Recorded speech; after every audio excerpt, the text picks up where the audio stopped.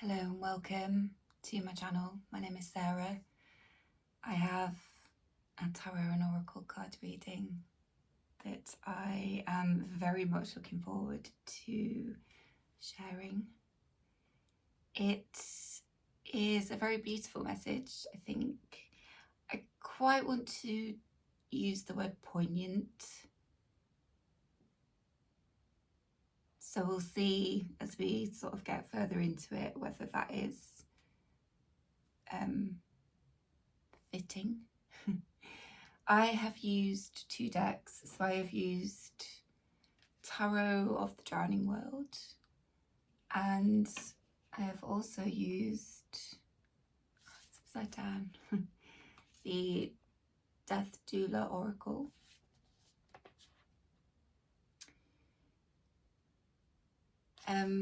I was a little bit uncertain as to whether they would sort of aesthetically kind of work together as decks, but fucking hell, gorgeous. And it's interesting to me actually. I got this Death Duel Oracle I think probably at least 18 months ago, and I haven't used it yet. And then I felt a knowing that this was actually the next deck to use. I think after I actually completed the recording of my previous week's message, I was like, oh, Death Duel Oracle. And I think I'm understanding why. So I'm gonna get straight into it because I feel like,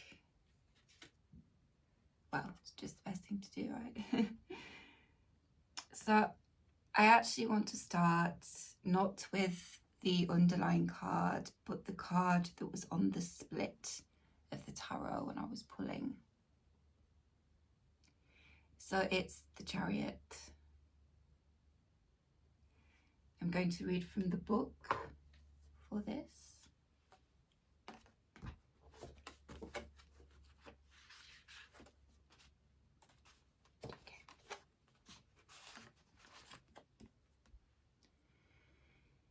The Chariot is a precarious conveyance whose design has traded stability for potential speed. By harnessing and coordinating disparate forces, one can swiftly move it forward, but the potential for serious injury in a crash exponentially increases with that rate of velocity. Okay. Adapted from farmers' carts, the Chariot was refined especially for war and conquest, but is also well suited to ceremonial procession or swift transport for those unable to ride astride. One origin story for its design was that of Erichthonius of Athens created the chariot to conceal his feet, which were actually those of a dragon. Yeah. But it is another ancient Greek, Plato, whose chariot allegory would become the basis for many a Renaissance tarot's bossy binary conclusion about the nature of its image. So Plato's chariot allegory was as thus, yeah. That the chariot was drawn by two horses of different personalities, one well-behaved and the other troublesome, and that this represents opposing impulses of human nature. Thus the task of the charioteer, representing reason, was to stop the horses from going different ways and to guide them down the straight and narrow path towards enlightenment. The Renaissance also read the triumph of a war chariot as victory. So, the chariot of the drowned world will take you down other tracks. Tarot de Monde Perdu, yeah, Tarot of the drowned world. So this chariot talks about different things, yeah. It's kind of emphasizing that very traditional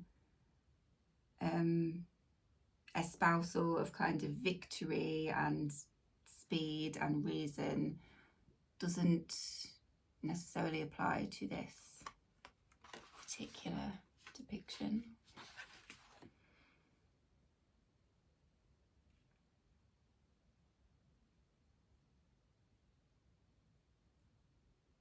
Okay, let's see if there was anything else.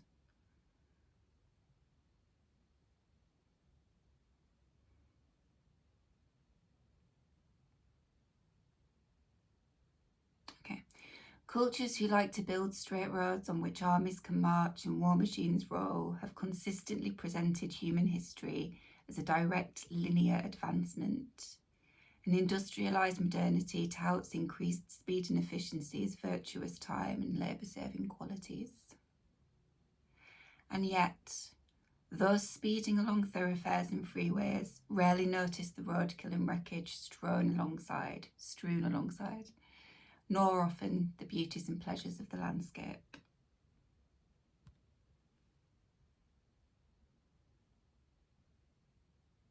Okay, you getting that?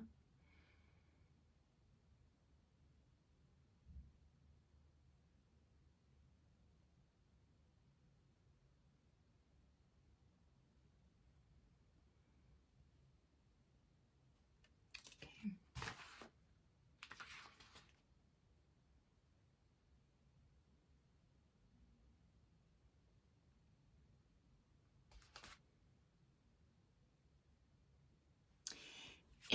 It's basically, it's kind of a chariot that is more an indication of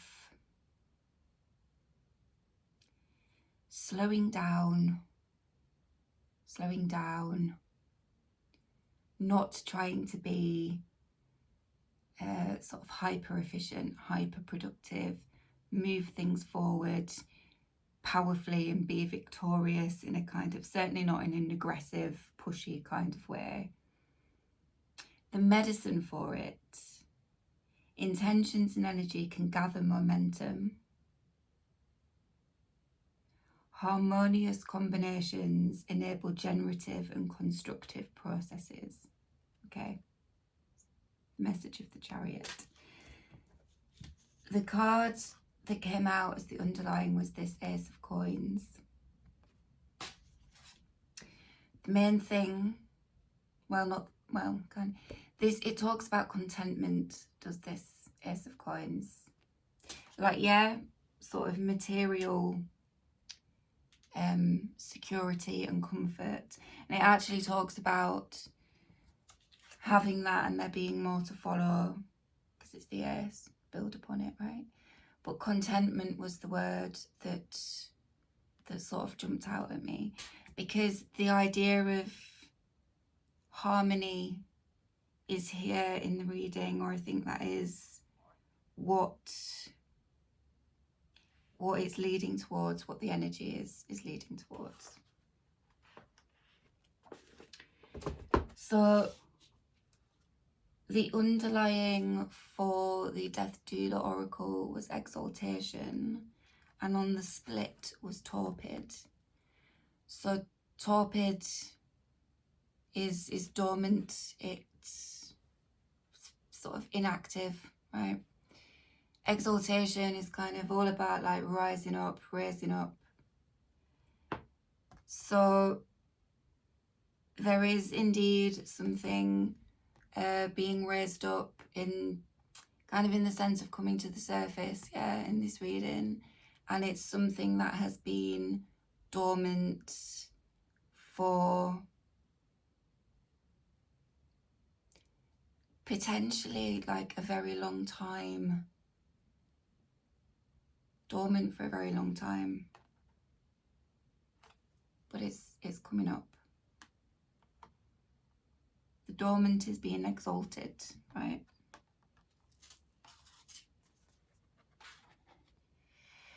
So the first card out from the tarot was this Five of Wands. So actually when I sat with it, I was very kind of visually engaged with how pretty the card is. The pretty colours, the pretty flowers. I just, I thought it was really beautiful, beautiful card, and there was a lot to look at. There was a lot that was pleasing to the eye in the card in this, right?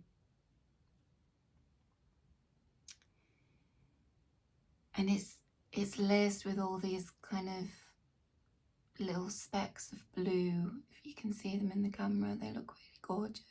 Just very, there was this sort of emphasis on beauty, like perhaps natural beauty, the vibrancy of nature. And there was this real kind of sense of calmness with it, given that it was the Five of Wands. It was, yeah, it was quite calm. It was very calm.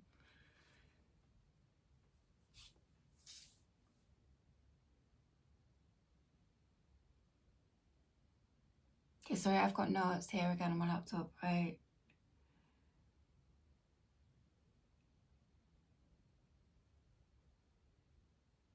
Okay, so right, it was interesting. So in the book for this, it says, a jumble, a rumble, a bundle. Enough to juggle is also enough to tumble.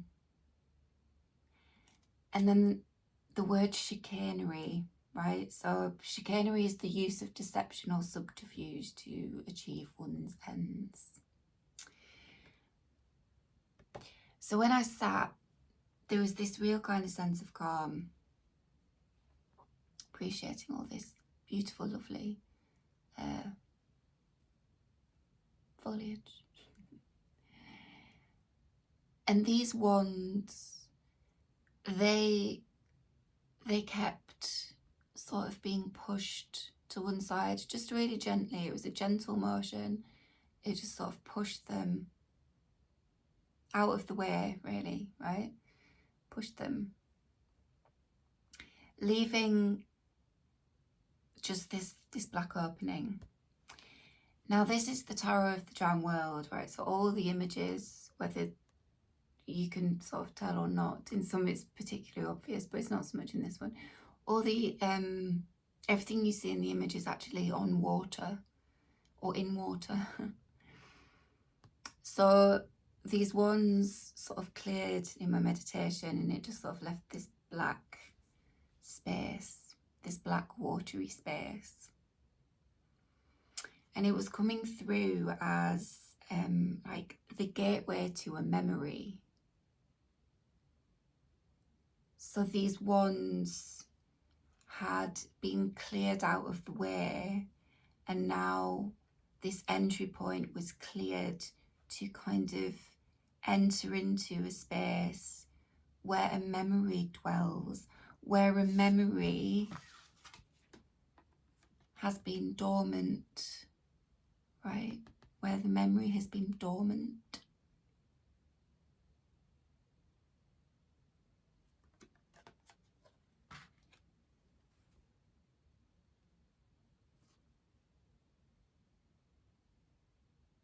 Yeah, gateway to memory.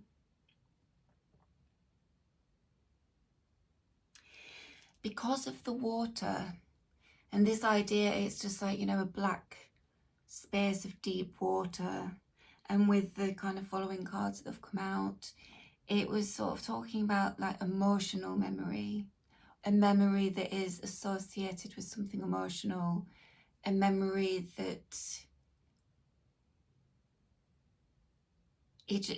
there is just emotion attached to or surrounding it.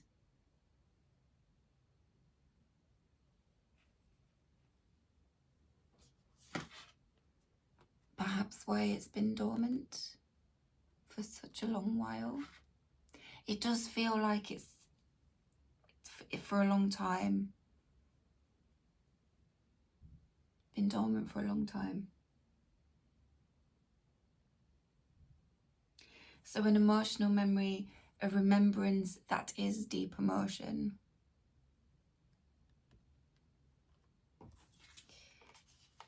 So the oracle card that came out sort of beautifully, synchronously, was this Compassionate Memories card. And this, to me, it just, I mean, these images are shot on film camera. Is it 35mm film camera? So they all very much have that sort of aesthetic anyway. But when I sat with the card, it did actually start appearing to me like a film reel that was sort of getting going, and the colour kind of returning to it. It's like this idea of this memory starting to fade back in, like it's coming back in. Like it had faded out, but this is where it starts to get its definition more. It starts to sort of take its form in the mind, in the emotional body. It starts to take its form again.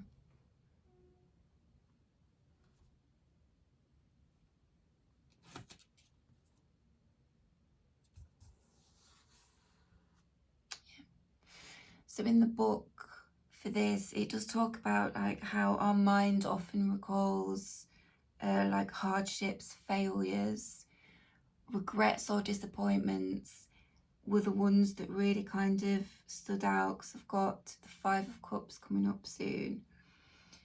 So regrets and disappointments. And then it talks about meeting these memories with tenderness and care. Hold your past self with tenderness and care.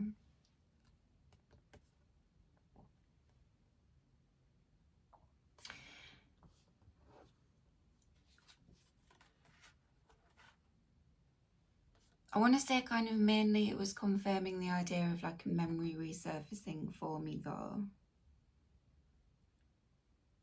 Like that idea. But there is an indication here, I think, that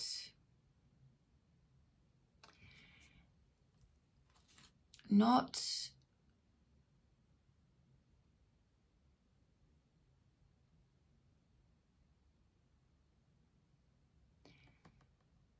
I don't want to say like a repressed memory, because I'm not sure that that's really correct.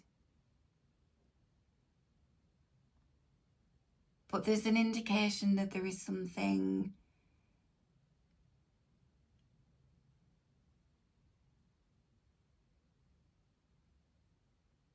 perhaps emotionally quite heavy.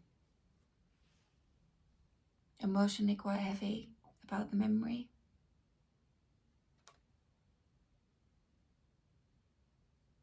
And perhaps there's regret with it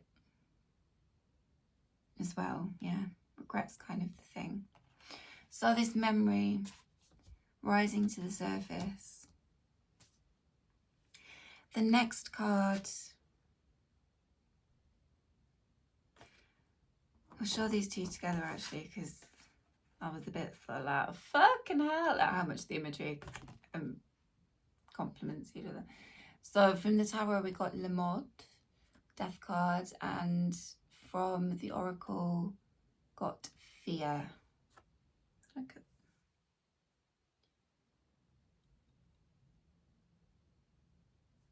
Okay. Gorgeous, aren't they? Gorgeous images. Beautiful. Is the lighting really dark in this video? I can't. It looks like it is a little bit to me. Don't know if there's anything I can really do about it. Is there? Let's try. Is it zipping through loads of different shades? I don't think there's anything I can do about that. Never mind. Oh, anyway, sorry. Should have paused it to mess around with that. Right, so Le Mort and Fear.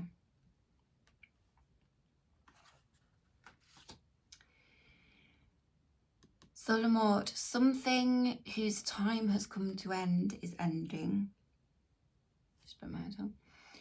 Major transformations resulting in finalities and closures.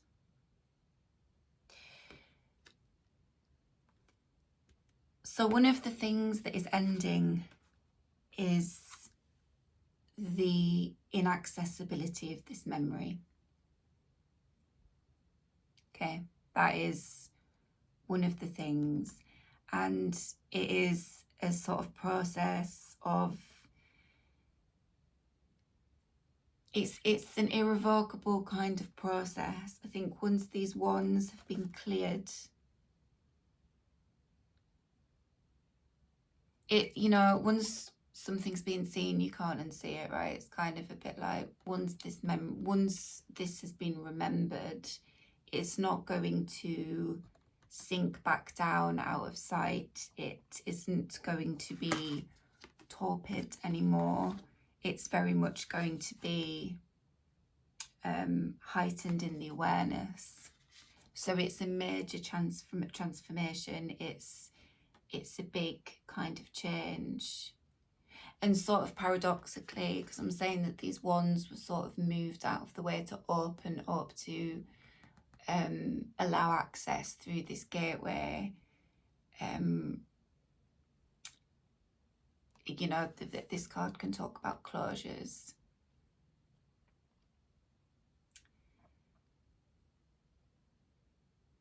Right, it's like, because with this 5, this could be a little bit a kind of card of ego. We could sort of see the wands as being aspects of the ego that are trying to, well, they're doing what your ego is there to do, right? Is to protect you, to protect us, like, but it's like that's been moved to one side. It's been moved out of the way. It's like a kind of a point of change, right? With the 5, it's like it's closing off that particular stage or period of time, and now it's kind of started this process of transformation. But this card, when I sat and did the meditation with it, was very interesting. So let me have a look at the notes.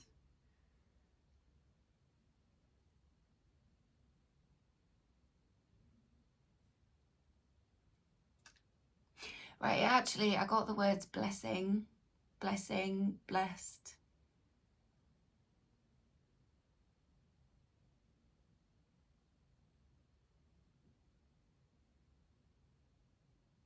I got the phrase.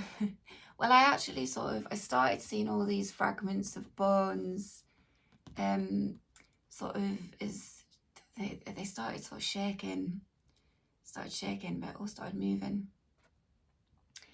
And I sort of stopped sitting with the card to write that down, because it's a phrase, it's an idiom. So I was like, bone shaking. So I had a look, and it actually means, it can mean sort of quite sort of violently jolted, like unsteady.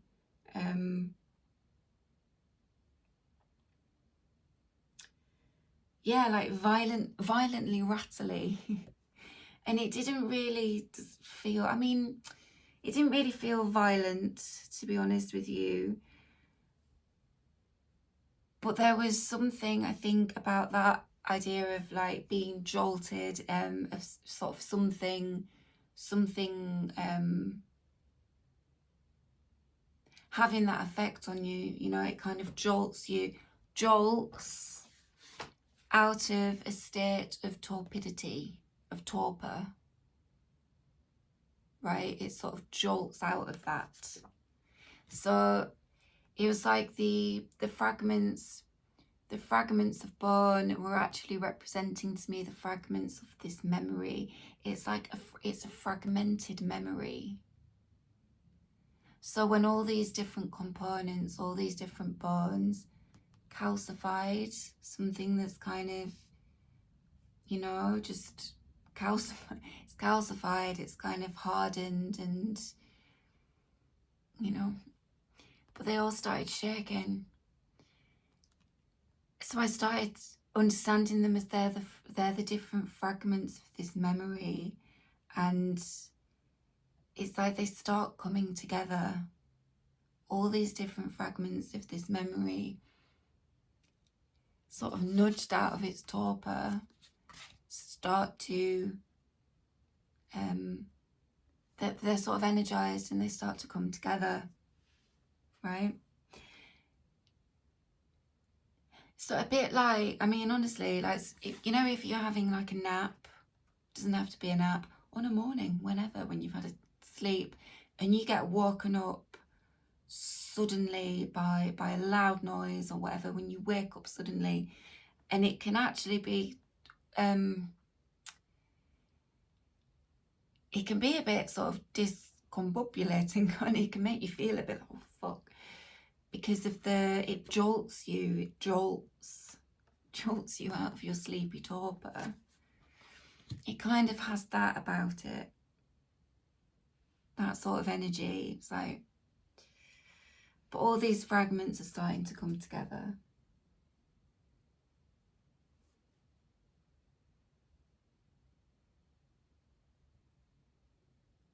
But also because it's this, yeah, right, this, I'm going to mention this. I don't know if, I mean, I am talking about a deep memory that has been fragmented and calcified, and it's been in a torpid state in the depths. So I don't know if there is something here about like the deep past.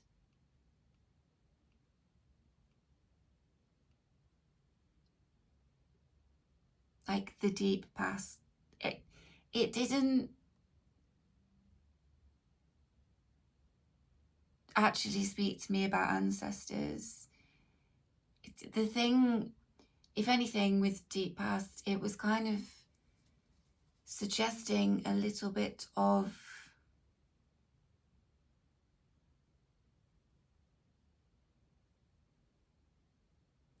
actually sort of beyond the veil, like supernatural kind of, not, well, yeah, supernatural.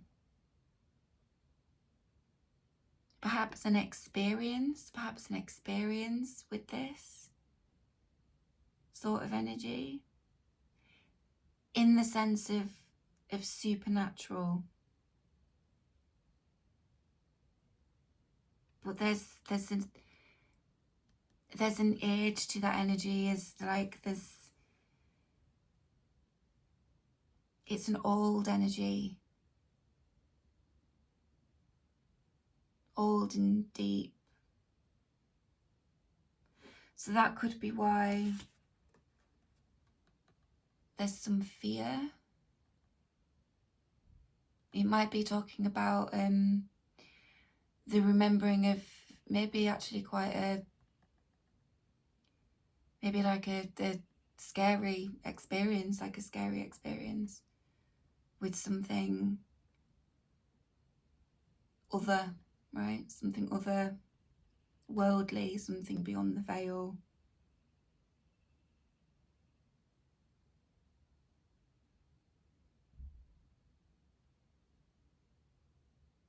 So the memory's kind of been buried, right? Maybe only bits of it make it through into the conscious mind, or they have till this point. And there's been this protective ego kind of shield. Because I actually see this as a little bit as a veil, you know, with the kind of gentle, like I was describing the gentle, and it just sort of gets moved to one side, like a veil of ego. No, well, don't look at that because it scared you the last time. So there's something there about that idea of deep past.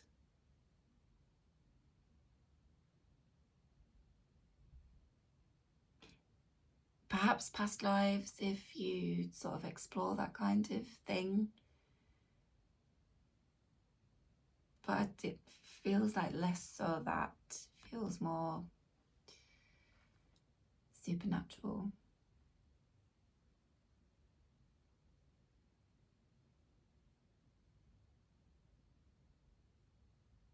It doesn't have to be that.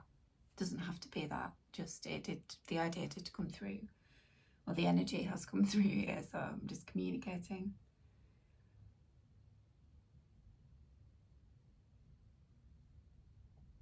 So whether the memory is of a supernatural kind of flavour or otherwise, it does appear that it's a memory or an emotion, the memory of an emotion, an emotional memory, that has some fear surrounding it.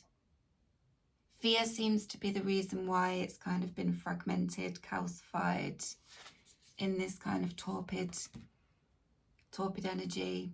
There's some fear associated with it.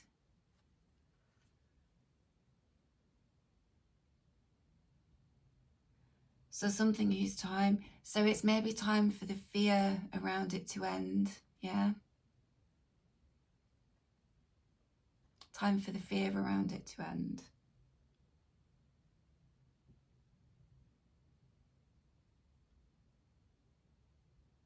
And if the fear around it ends, then that's a major transformation as well.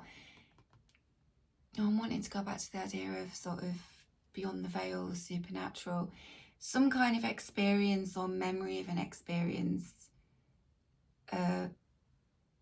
relating to that. There could be a lot more in that needs to be understood or that can be explored. It could be an indication of a particular gift, right? That the ego has kind of been protecting from because it was unnerving, it was scary. So it's time for the fear to end, because if we remove the fear from it, it completely transforms this.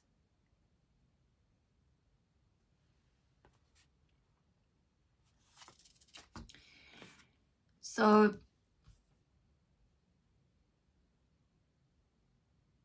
yeah, because it is, it's talking about like a sacred remembrance. Sorry if I'm kind of jumping around a little bit. A sacred remembrance. And it was, yeah, because look, the figure to me was looking as if she's kind of bringing the memory forth. She's indicating to me like bringing the memory forth. And it's a being, right? It's an entity, possibly. It's this particular figure, possibly, that is bringing it forth, bringing something forth. So indicating bringing the memory forth, but they might be bringing something else forth as well. But it's like if you don't look at it because you're scared, then you're not going to see it. But, well, that's not true. It's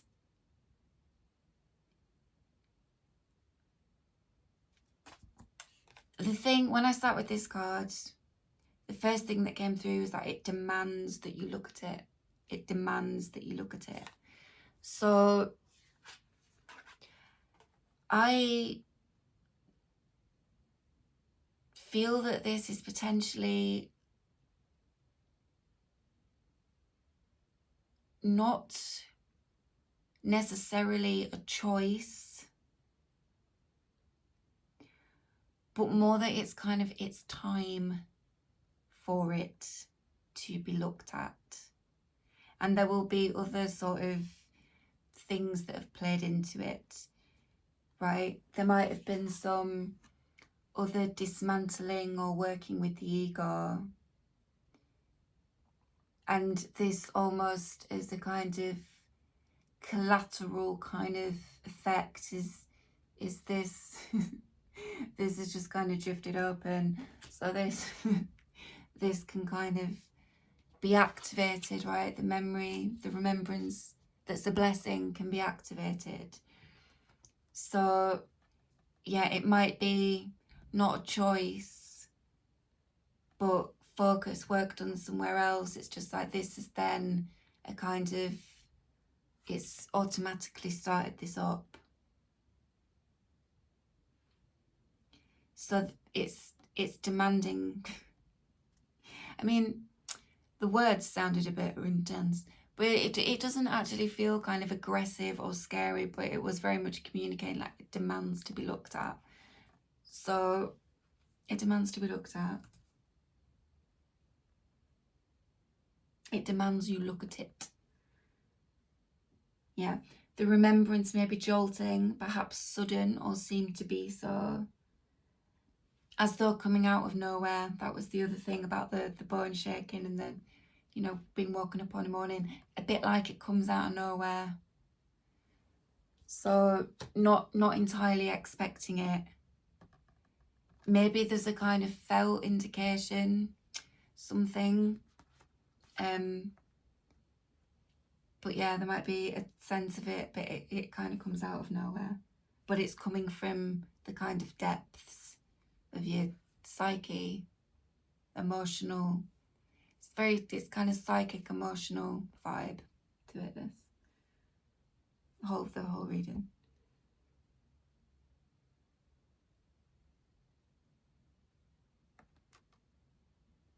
Yeah, there's broken pottery amidst this, so we'll get to that in a sec.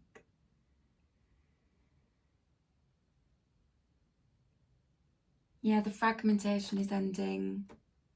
There's an irrevocable process underway whereby a long forgotten memory is being brought to the surface in its wholeness, right? So it can be whole. It's all being brought up. All of the fragments being brought up. It demands that you look at it. Yeah, maybe jolting, might seem like it comes from nowhere. So the arrival might be surprising, but it gets the attention good and proper, right?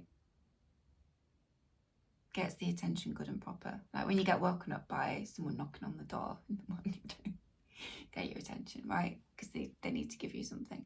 They get your attention because they need to give you something, right? That's interesting.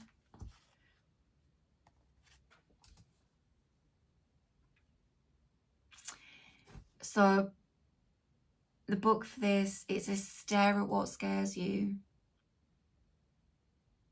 What you find in the darkness will likely be uncomfortable. Right, so it's urging you to look at it.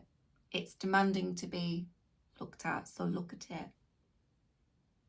It's talking a bit about sort of like relationship to fear as well, isn't it? Fear and possibly sort of death, endings,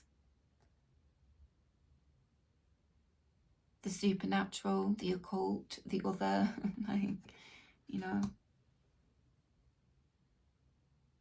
Don't let those fears guide your decisions. And it talks about knowing which thoughts are fear-based. Yeah, because that's the first step to not letting them govern you. And this was interesting from the book as well. Fear is often mistaken for intuition. Intuition and fear are closely linked, but they are not the same. So I sort of initially understood that as it's, you know, fear and intuition are quite instinctual, aren't they? They're quite instinctive processes. So it's being able to identify and know what's going on there.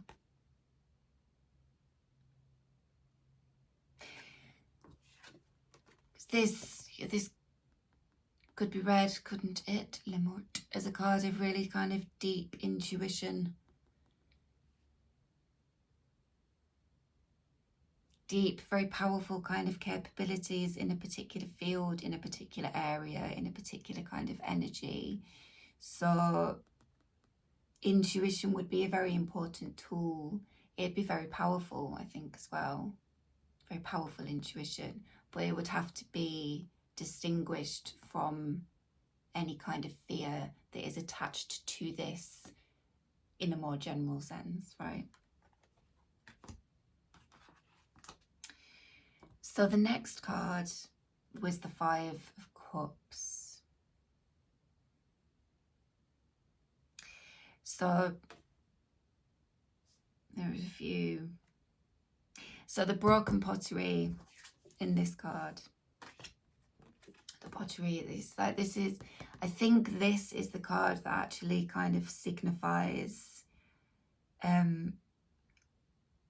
almost sort of the point where the memories kind of come together, right? The memories come together and there's a kind of wholeness to it. And it's another 5, which we will get to. It's interesting. Because, right, once the fragments of the memory have come together and there's a wholeness, then that's a kind of completion point in itself, isn't it? So then it's like it kind of starts to, so we've got the 4 of Cups next. It's like it starts to kind of break down or change form or shift again. But it had to all come together and be whole. It had to all be together for that next stage of the process to begin, right? So this card, I mean, it's the 5 of Cups. That's kind of why I spoke about or highlighted the idea of regrets and disappointments earlier, because typically that's a card, this card represents those things. But it was interesting, it's actually described as sort of shades and phantoms.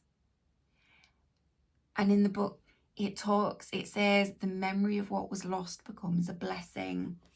Shit me. So that had all come through previously in my meditation. And then when I sat with this card, it's in the book. Shades and phantoms, the memory of what was lost becomes a blessing. And we're talking about a lost memory, right? A lost memory that has some fear around it. But when that's all brought together, demands you look at it, it's like it becomes a blessing. It's recognised as a blessing, right? But this, I just noticed these things, so I'll point them out. So there's 2 cups here, and one of them has got imp on it, and the other has got pagan. But really interestingly, in this top cup here, there is what looks to me like a ceramic frog with a rune. It looks like a rune to me. Does that focus? But it's got the distress signal SOS on it. SOS.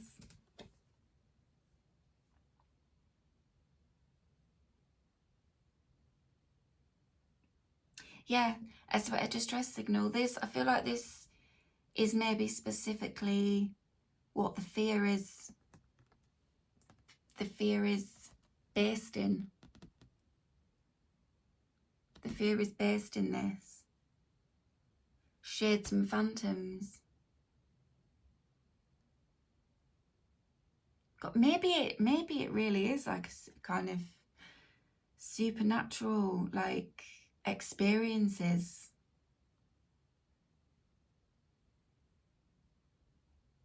Shades and phantoms.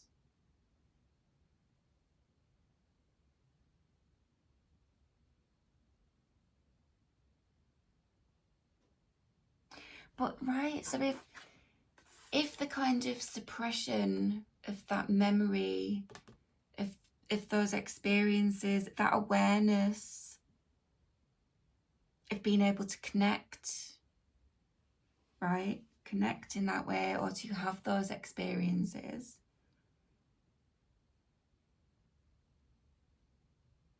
It's like a gift. It's like returning a gift. But you've got to look at what scares you. It's like a gift that scares. Like fear surrounding a gift, right?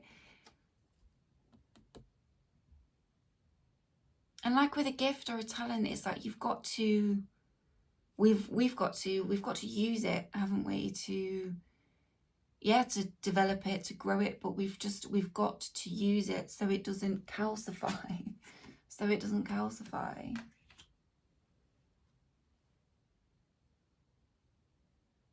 So when it's remembered and it doesn't have this kind of distress and fear attached to it, it becomes the blessing that it is.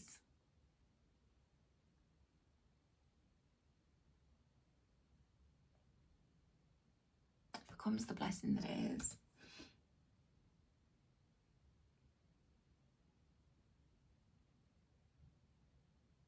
Right, so interestingly, the term SOS has also entered general usage to indicate a crisis or the need for action.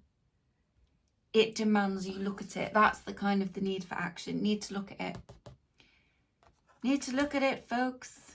Who's vibing with this? Like, there's a need to. I think that's the sort of call to action, or the need for action, right? There's a need to look at it.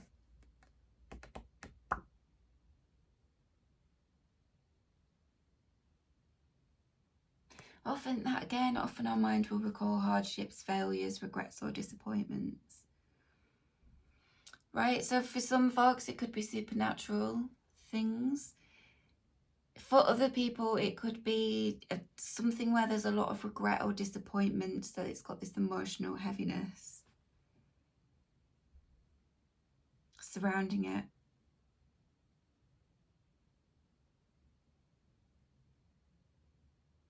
And fear though, like fear. A fear of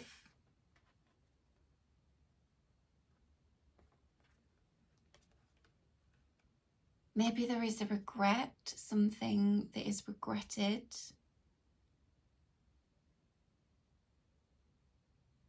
And there's a fear of repeating something or doing something again that would result in the same, in a loss maybe. So it's distressing, it's emotionally distressing.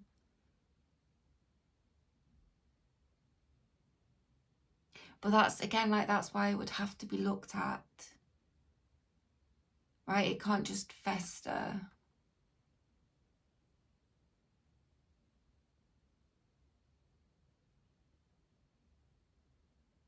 I mean, I think, honestly, I think it's high time. It's like it's high time that this kind of is looked at. So it's happening.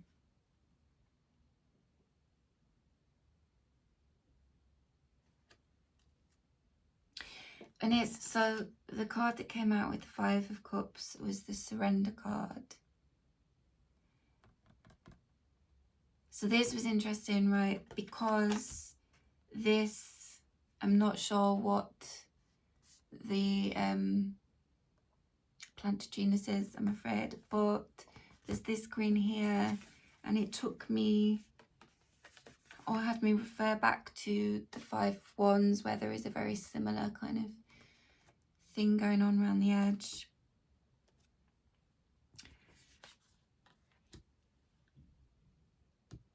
Surrender, right? Surrender and the 5 of Swords can talk about conflict. That gentle kind of movement of any kind of obstruction or defense or fighting. It's right, surrender. I mean, I suppose basically, like, don't fight it is kind of what this card is communicating. It's like, don't fight thoughts, don't fight emotions, just surrender. Don't fight memories, right? Like, surrender, let them kind of permeate. Let them permeate.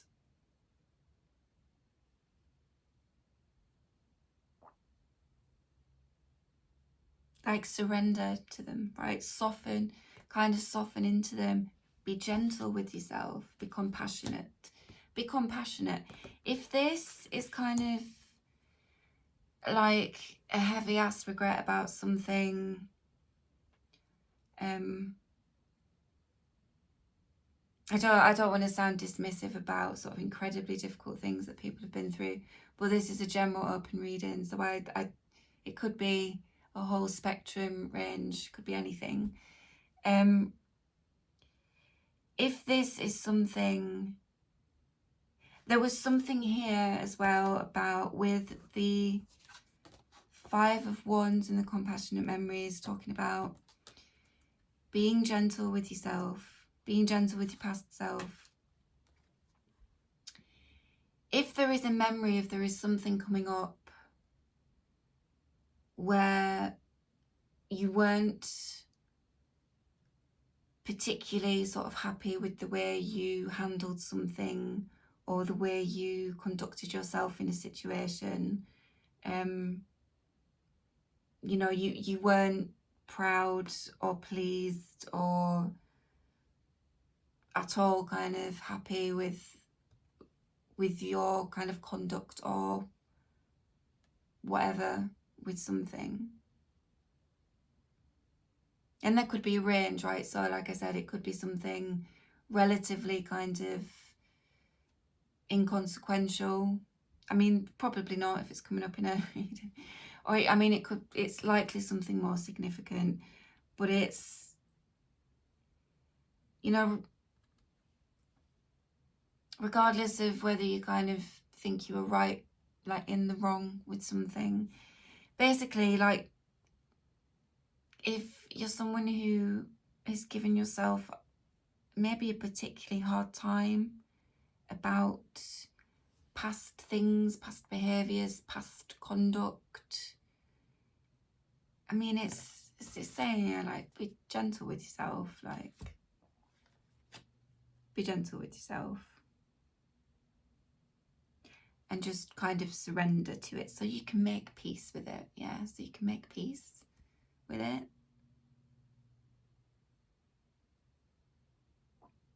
Like, soften. Go easy on yourself, man, yeah?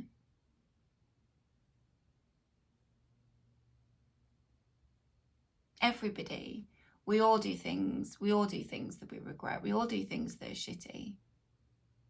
We all do. Absolutely. Everybody does. And not everyone's honest about that, man. You know, not everyone is kind of honest about when they fuck up or where they do something that they're kind of not proud of. Most people kind of, well, not most people, but a lot of people sort of hide that, you know, they pretend they don't do anything. We have all, every person has done something that they are not proud of, that they regret, and that's likely had a kind of serious kind of quality to it, right? We've all got that. We've all got something. So giving yourself a hard time, just, or continuing to give yourself a hard time about something that perhaps happened a long time ago, you know, it's saying, like, soften, like, surrender, like let yourself make peace with it. Let yourself make peace with it.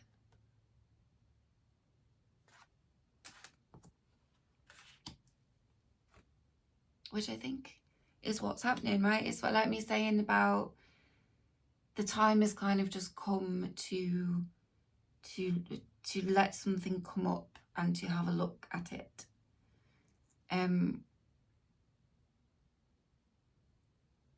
And it's like, it's an alchemical process, because we go from the 5 of Cups into the 4, so there's this reduction. It's like, I want to say the fear is taken out of it, right? The fear, any like regrets, disappointments, whatever. I think whatever this SOS frog is kind of signifying up top here, I can't see specifically what the rune is, if it's a rune and what that would signify. But runes are magical markings, right? They're powerful and they do things. So it's like it's kind of being the distress from something is being removed, but to have that happen, it's got to be looked at. Magical. This figure looks like she was wearing a witch's hat to me, right? Witch is a very skilled alchemist as well. So it's, yeah, the distress that something that's kind of caught up in a memory, right? The SOS frog is in this cup, in this memory, the distressing element is being removed. And it starts, so that, right, so it starts to alchemize it, already starting to kind of change form and change energy as soon as that particular kind of aspect is removed from it.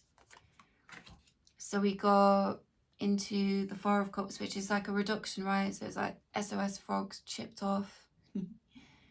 And we've got these other...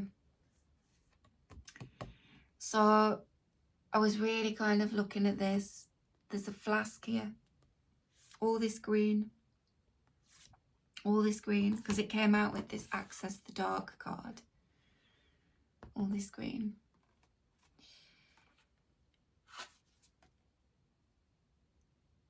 So this talks about the stage being set, yeah, for pleasure. Stage is set for pleasure, but something disquieting looms over, which is indicated by this skull here, right? The skull. It's the memory. It's the memory. It's the memory, like the cohesive memory. All the fragments have come together, and it's here now. And this looks a bit like a light bulb, kind of, in a way. You get what I mean? It's like the memory. It's there, right? It's been seen. Memory's been seen. It's been remembered. It's there in the conscious awareness. It's no longer torpid. It's here. So now it's in the awareness. So the book says, the stage is set for pleasure, yet something disquieting looms over. Does it menace or merely feel dissonant in its newness?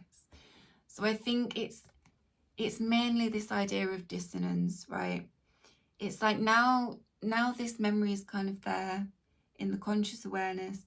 There's some discomfort, right? It's uncomfortable for whatever reason, right? It's uncomfortable, but it's because it's new. It's because it's newly there, so it's got this kind of dissonance to it. It's like it doesn't feel particularly harmonious. It's like it's just this big thing.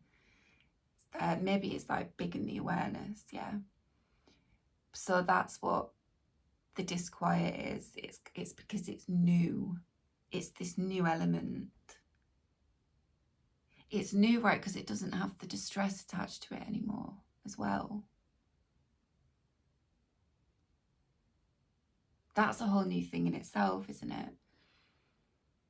If a memory or experience that had a lot of fear and distress caught up in it, if you would remove those elements, it changes, doesn't it? It changes that situation, it changes that memory, it changes what it was, because they've been removed.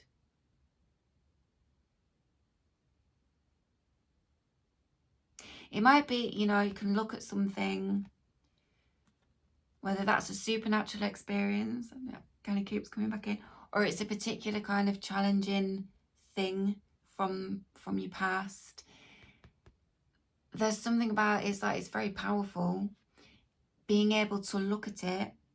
If it was a scary experience, a distressing, difficult experience, there is something very special and very powerful about being able to look at it without feeling scared, without feeling distressed. That's a fucking hard thing to do, is that? It's fucking hard, isn't it? There is power in that. There is real power. And that, that's massive to be able to do that. But understandably, it would be a bit disquieting, wouldn't it? Because you've maybe still got something, you've still got the remembrance of something, even if it doesn't scare you anymore. You're like, well, it's a bit fucking weird, you know. Just, it's there in your mind, but it's like it needs to settle. It's like it needs to settle in. It needs to just settle in. And then, so the Access the Dark, the main thing that came through with this actually came through very quick. was in the dark you find your heart, right? Which I think is kind of really, in a way, sort of summing up a little bit here of what we've been saying.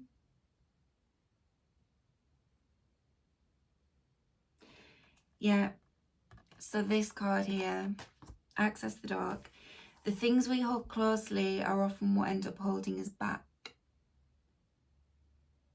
Look inwards towards the pieces that frighten you most, the places you push down and try not to think about.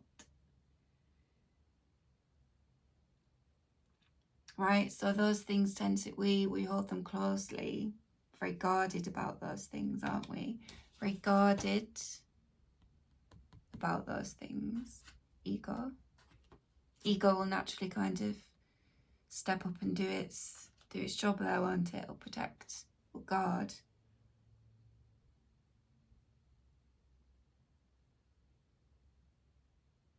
Yeah, the places you push down and try not to think about, that which you hold closely and guarded. And then it says, in brackets, your places of insecurity. So the things that, yeah, you kind of feel some level of insecurity about, right? And it talks about noticing when feelings, all these cups, yeah, when feelings of insecurity arise, and recognize them as that, and leave them at that. Just recognize them for what they are. It's an insecurity. And it talks about fears often dictating which securities we grasp onto as well. So to what we grasp onto to make ourselves feel safe, right? Which could be shutting out particular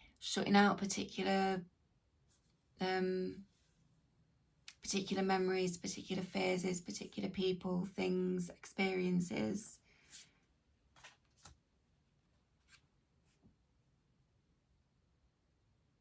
Yeah, but kind of let them come up. Yeah, that's the kind of done. Or the cards are sort of saying, you know, to it's rising up, surrender, let it rise up. It's been torpid, it's been calcified, it's kind of been away for a long time. It's time for it to come up and for it to shift, for it to transform. It's like it needs to, right?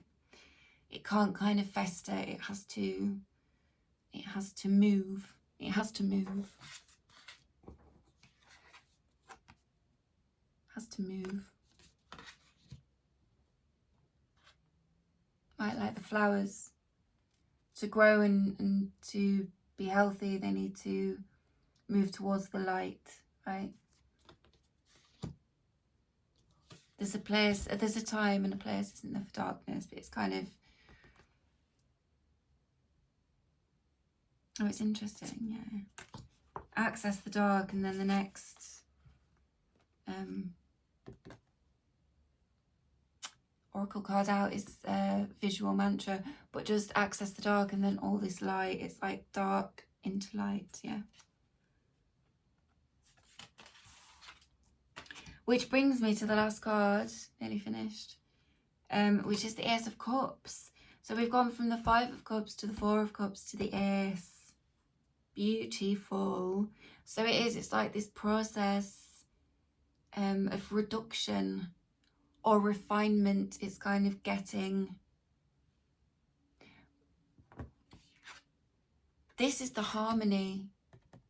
This is the harmony. We're sort of talking here about there being this disquiet and this kind of dissonance, this lack of harmony here. I think this is the point where the harmony comes, okay? The flower in the cup, which is shaped like a head. It's like this peace of mind and this peace of heart. And also it's the Ace of Cups. It's the house of the true heart, right?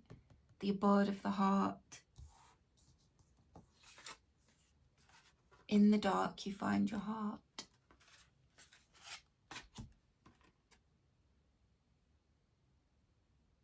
And here it is, yeah. Surrounded by harmonious beauty. This is where the harmony comes in. It's this gorgeous, gorgeous Ace of Cups. Is there anything else? Yeah, flower in the cup. So flower in the cup. In this Four of Cups, it's like the memory is there, but there's this kind of disquiet and dissonance with it, right? This is where it's kind of like it's received in the sense of it's like the surrender's definitely there, right? It's like receiving it, it's accepting it, it's sort of letting it be. Oh, yeah. It's like the torpid flowers made its way to the light, right? Because this one came out with visual mantra. Yeah. So it brings all this sort of beautiful, harmonious. I've written the found heart. Yeah, the found heart. In the dark you find your heart. Found heart. I think I've already mentioned this, but like the memory being connected to the heart, connected. There's some emotional aspects there, for sure. Yeah, and to accept it brings peace, no dissonance or no looming.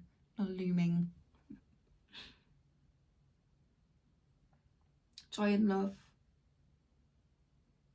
I've also written seek and you shall find, so that's interesting, but I feel like that's perhaps, because it's an ace, I feel like that's perhaps House of the True Heart. That's maybe something else. My last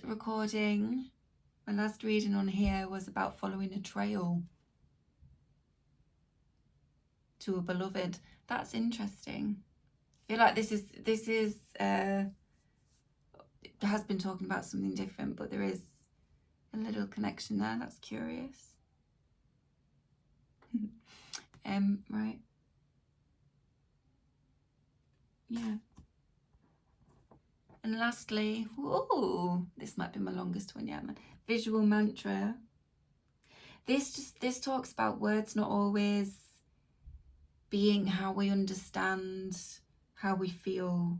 They're not always the most appropriate way to communicate it. So it just might be something that can't really be articulated. It's that idea of like letting it permeate your body. It just might be very emotional, maybe very somatic, like something that's hard to articulate. And that's fine. Absolutely fine.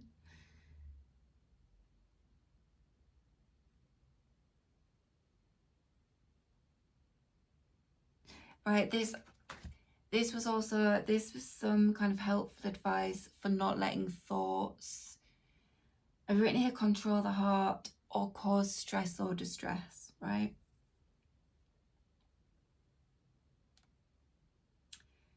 To reduce or just keep distress out of this. So from the book, if thoughts are getting in the way, let go of the need to describe something in words.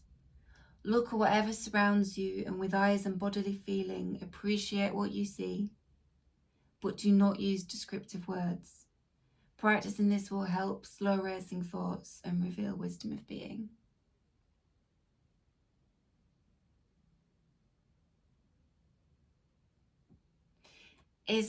I'm going to stop talking about it because it's putting quite a lot of emphasis on like not trying to describe things in words. Feel like it's somatic and visual to kind of almost like train your thoughts or center or kind of align them or sort them. Somatic and visual. Okay. All right. Bless. Thank you. Bye-bye.